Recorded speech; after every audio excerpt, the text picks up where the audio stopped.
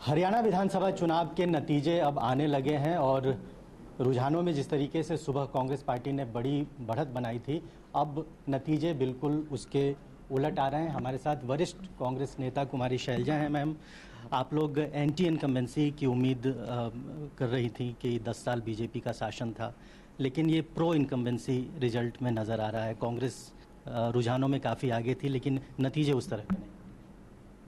नतीजे जो हमारी उम्मीद थी बिल्कुल उससे बहुत नीचे हैं।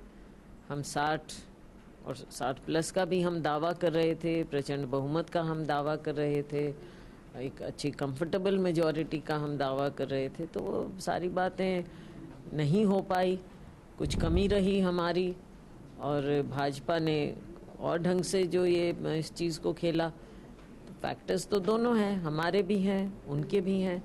कहीं किसी क्षेत्र में वो ज़्यादा ठीक से मैसेजिंग कर पाए लोगों में, और किसी क्षेत्र में हम जो लोगों की उम्मीद थी या लोगों तक सही बात हम पहुंचाना चाहते थे या पहुंचाने की हम कोशिश कर रहे थे, वो हम नहीं पहुंचा पाए।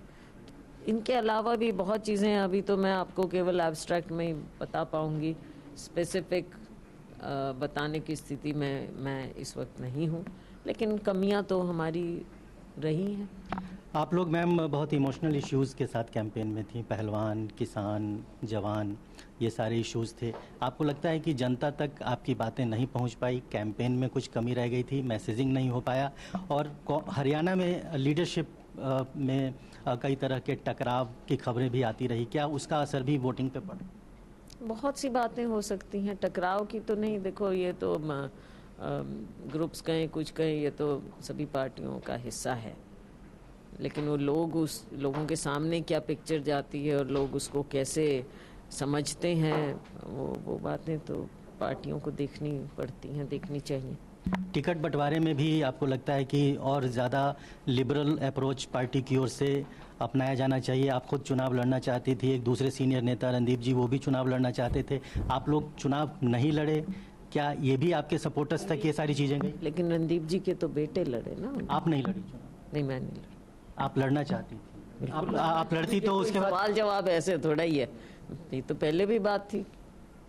अगर आप चुनाव लड़ती तो कुछ स्थितियां बदल सकती थी। देखो, ये चीज़ें तो देखने वाली, बाद में इनका विश्लेषण करने वाली बात है। एक सवाल मैम बहुत इंटरेस्टिंग ये है कि बीजेपी जब पहली बार 2014 में हरियाणा में विधानसभा का चुनाव जीती थी, इस बार उससे भी ज़्यादा सीटें उनको मिली है। तो ये मतलब इस तरह का प्रो इनकम्बेंसी कैसे हो सकता है जब कांग्रेस पार्टी तमाम इश्यूज़ के साथ, तमाम मुद्दों के साथ जनता के बीच में है और अपनी बात नहीं रखता? इसको मैं देख रही हूँ कि क्षेत्रों में भी, अलग अलग क्षेत्रों में पैटर्न बहुत अलग हैं, तो कई मिक्स्ड बातें हैं इसमें, इनको देखना होगा। बहुत मिक्स्ड बातें हैं। ये कहा जा रहा है कि हरियाणा में इस बार हर बार की तरह इस बार भी जाट और गैर जाट का ये पूरा पोलराइजेशन था, काउंटर पोलराइजेशन भी हुआ, उसकी वजह से भी चीज़ें हुई। जो नेतृत्व है वो जाट लीडर्स के पास है, इस तरह का मैसेज हरियाणा के लोगों में था, इसलिए जो दूसरी कम्युनिटी के लोग हैं वो बहुत प्रोफाउंडली सामने नहीं आए। पार्टी इन चीज़ों को देखेगी और फिर उस पर पार्टी के अंदर विचार विमर्श होगा इन चीज़ों का। कुल मिला के मैम, रिजल्ट से आपका एक लाइन का अगर आपके रिमार्क्स चाहिए तो हरियाणा में कांग्रेस पार्टी की हार की सबसे बड़ी वजह क्या है? वजह एक नहीं हो सकती, कई होती हैं, और इसको हम देखें और आगे के लिए हम कांग्रेस पार्टी इंट्रोस्पेक्शन करके आगे बढ़ें, क्योंकि लोगों की भी उम्मीदें हैं, और हमारा सबसे ज़्यादा कोई निराश होगा तो हमारा वर्कर होगा और हरियाणा के लोग होंगे।